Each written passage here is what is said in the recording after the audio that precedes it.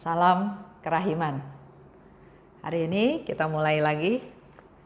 Tanggal 24 Mei akan baca dari 1406 dan 1436. Kita mulai dengan doa pembukaan. Demi nama Bapa dan Putra dan Roh Kudus. Amin. Oh Allah yang Maha Rahim, kebaikan yang tak terbatas, hari ini seluruh umat manusia berseru dari jurang kepapaannya kepada kerahiman-Mu, kepada belas kasih-Mu. Oh Allah, mereka berseru dengan suara kepapaan yang memilukan. Ya Allah yang murah hati, janganlah menolak doa kaum buangan di bumi ini. Oh Tuhan, oh kebaikan yang melampaui pengertian kami, Engkau sungguh-sungguh mengenal kepapaan kami, dan Engkau mengetahui bahwa dengan kekuatan kami sendiri, kami tidak mampu menghadap Engkau. Maka kami mohon kepadamu, limpahilah kami dengan rahmat-Mu, dan tingkatkanlah selalu kerahiman-Mu dalam diri kami, supaya kami setia melaksanakan kehendak kudus-Mu sepanjang hidup kami, dan pada saat kematian kami. Biarlah kerahiman-Mu yang maha kuasa melindungi kami dari serangan musuh-musuh keselamatan kami, sehingga kami sebagai anak-anak-Mu dengan penuh pengharapan menantikan kedatangan-Mu yang terakhir, hari yang hanya Engkau yang tahu. Kami berharap akan menikmati segala sesuatu yang dijanjikan Yesus kepada kami, meskipun kami ini penuh dengan kejahatan. Sebab Yesuslah harapan kami. Lewat hatinya yang maha rahim, ibarat lewat gerbang yang terbuka lebar, kami masuk ke dalam surga. Demi nama Bapa dan Putra dan Roh Kudus. Amin. Kita baca dulu ya, 1406. Hari ini Tuhan menyatakan dalam batinku bahwa Ia tidak pernah akan meninggalkan aku. Ia membiarkan aku mengenal keagungan dan kekudusannya, juga kasih dan kerahimannya terhadap aku. Dengan jelas, Ia memperlihatkan kepadaku kejahatanku sendiri. Tetapi kepapaanku yang besar ini tidak melenyapkan harapanku. Sebaliknya, semakin baik aku mengetahui kepapaanku, semakin kuatlah harapanku akan kerahiman Allah. Kini aku paham bagaimana semua itu bergantung pada Tuhan. Aku tahu bahwa tidak seorang pun akan menyentuh sehelai rambutku kalau Tuhan tidak menghendakinya. 1436. Tuhan, memang Engkau sering memperlihatkan kepadaku gelegar amarah-Mu. Tetapi berhadapan dengan jiwa-jiwa yang rendah hati, murka-Mu lenyap seketika. Memang Engkau sangat agung ya Tuhan, tetapi Engkau membiarkan diri-Mu dikuasai oleh jiwa yang papa dan sangat rendah hati. Oh kerendahan hati, keutamaan yang paling berharga, betapa sedikitnya jiwa-jiwa yang memiliki Engkau. Di mana-mana aku hanya menyaksikan sesuatu yang mirip dengan keutamaan ini, tetapi tidak pernah menyaksikan keutamaan kerendahan hati sendiri. Tuhan, surutkanlah aku ke dalam kehampaan, sehingga aku dapat menemukan rahmat di dalam pandangan para kudus-Mu. Pertama dikatakan di 1406, Tuhan tidak pernah akan meninggalkan aku.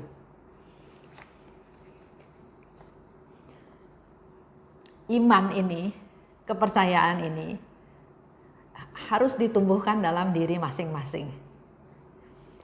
Dikatakan oleh Faustina, hari ini Tuhan menyatakan dalam batinku bahwa Ia tidak pernah akan meninggalkan aku.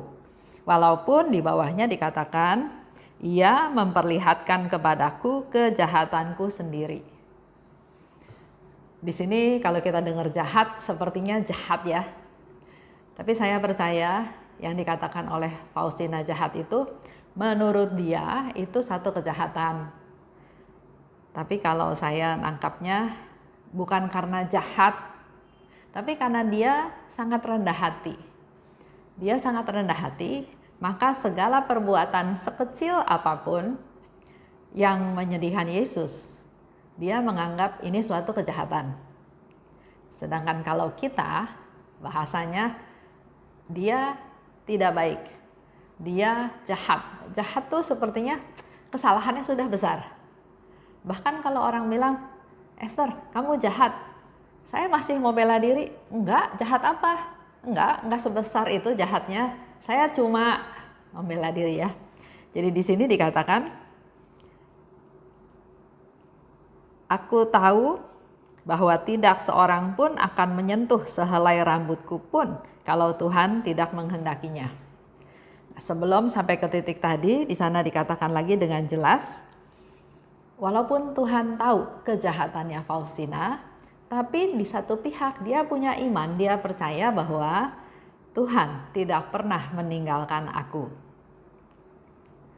Dan dikatakan oleh Suster Faustina juga, semakin baik aku mengetahui kepapaanku, semakin kuatlah harapanku akan kerahiman Allah.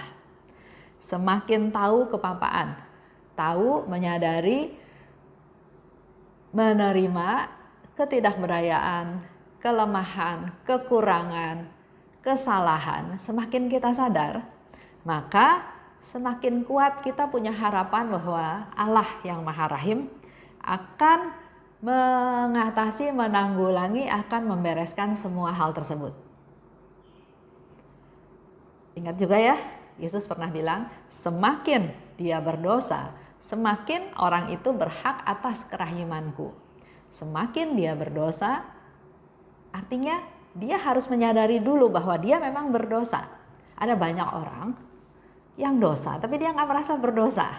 Contoh ya, ada seorang bapak, punya istri, punya anak. Si bapak ini suka selingkuh. Jadi suatu hari saya bilang, Pak, apa yang Bapak lakukan itu salah. Oh enggak, ini biasa. Di dunia itu biasa. Kebanyakan laki-laki itu selingkuh. Jadi wajar aja. Nah, orang yang seperti ini susah disadarkan bahwa dia berdosa kalau dia punya mindset bahwa wajar, biasa. Suatu kali saya bilang sama dia gini, Pak, Bapak punya anak kan? Kalau anaknya Bapak sudah menikah dan kemudian suaminya menceraikan, dan waktu ditanya sama Bapak, kenapa kamu menceraikan anak saya? Si menantu itu bisa bilang, ya kamu sebagai ayah kasih contoh yang jelek, ya saya ikutan aja sebagai menantu. Dia bilang, loh kalau tahu itu salah, ya jangan ikutan. Itu pembelaannya. Jadi dia tetap nggak merasa bahwa apa yang dilakukan itu salah. Kemudian saya tanya lagi, seandainya anak Bapak yang perempuan ini bunuh diri gara-gara suaminya selingkuh, gara-gara dia diceraikan. Oh, bodohnya dia, kenapa bunuh diri? Oke lah, sekarang kalau ternyata anak perempuan itu tidak bunuh diri, tidak membunuh, tapi dia jadi gila. Dia jadi gila, dia stres berat karena suaminya selingkuh, karena dia ditinggalin sama suaminya, terus dia jadi gila. Dan dia lari-lari, telanjang-telanjang ke jalanan. Apa yang akan Bapak pikirkan kalau misalnya anak Bapak seperti itu? Apakah akan menyalahkan anak Bapak? Dia menjadi gila karena dia stres, dia nggak bisa menguasai keadaan, begitu menderita, begitu tersiksa sampai dia stres, dia depresi dan dia gila. Nah, pada waktu diberi pengertian seperti itu, dia mulai diam. Si bapak ini mulai diam, dia mulai berpikir bahwa ya, mungkin saya salah. Karena anak saya gila disebabkan oleh si menantu meninggalkan istrinya, tapi si menantu melakukan itu karena dia melihat si ayah mertuanya melakukan perselingkuhan dan terjadi seperti itu. Dikasih pengertian, dikasih contoh, akhirnya dia sadar bahwa iya, Saya sebagai orang tua harus memberi contoh yang baik. Saya tidak boleh menyebabkan anak saya menderita. Saya tahu saya salah. Ya, jadi orang berdosa di sini dikatakan semakin berdosa, Yesus bilang dia semakin berhak menerima semakin berhak atas kerahimanku. Tapi orang itu harus sadar bahwa dia berdosa. Oke, saya lanjut ceritanya. Dan di sana dikatakan juga, aku tahu bahwa tidak seorang pun akan menyentuh sehelai rambutku pun kalau Tuhan tidak menghendakinya. Jadi kembali lagi kita harus punya iman, kita percaya Tuhan pelihara saya, Tuhan lindungi saya, Tuhan sayang sama saya, Tuhan mengasihi saya. Oke, saya cerita satu hal. Saya kerja, suatu hari saya diminta untuk kasih seminar di Indonesia bagian timur. Karena saya kerja ya otomatis saya izin ke perusahaan bahwa saya mengambil hak cuti saya untuk saya pergi memberi seminar. Setelah saya sampai di sana, pada waktu saya memberikan seminar, ternyata saya ditelepon.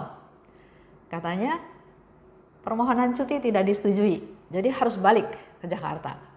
Saya bilang nggak bisa, saya memberikan seminar kurang lebih ke 1.000 orang dan nggak mungkin saya terbang, saya pulang, itu nggak mungkin.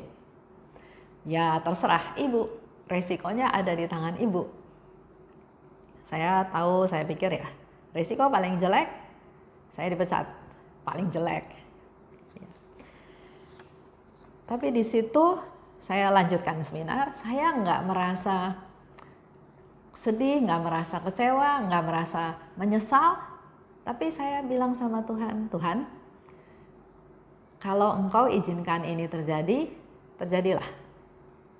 Jadi di situ nggak ada penyesalan, nggak ada ketakutan, nggak ada kekhawatiran.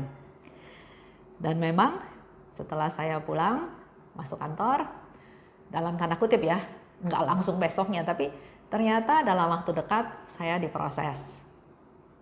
Dianggap sudah perlu pensiun, karena waktu itu sudah mendekati umur 55-56.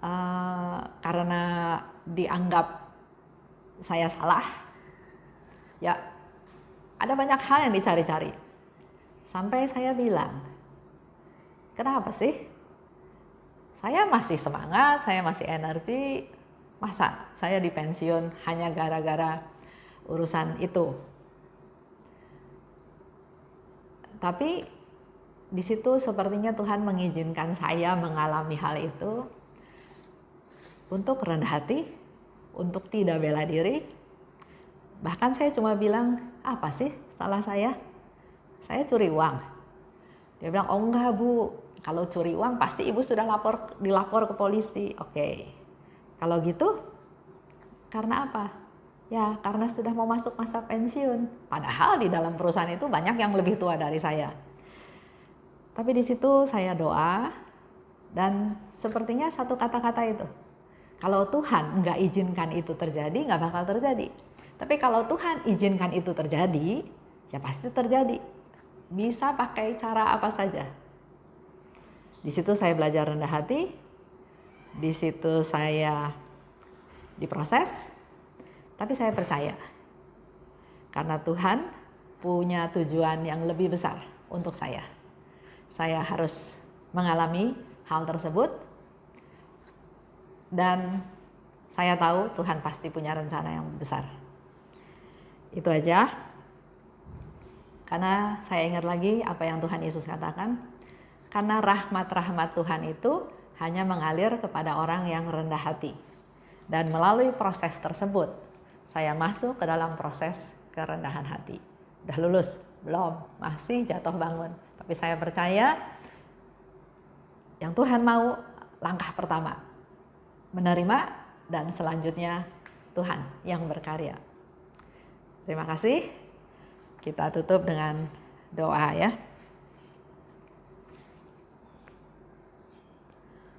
Demi nama Bapa dan Putra dan Roh Kudus. Amin. Terima kasih Bapa atas pencerahan pada hari ini. Engkau menghendaki kami menjadi manusia-manusia yang rendah hati. Prosesnya, caranya terserah Engkau. Tapi biarlah Engkau urapi kami Tuhan satu persatu, sehingga kami bisa belajar daripadamu yang rendah hati dan lemah lembut. Engkau sendiri katakan, belajarlah padaku.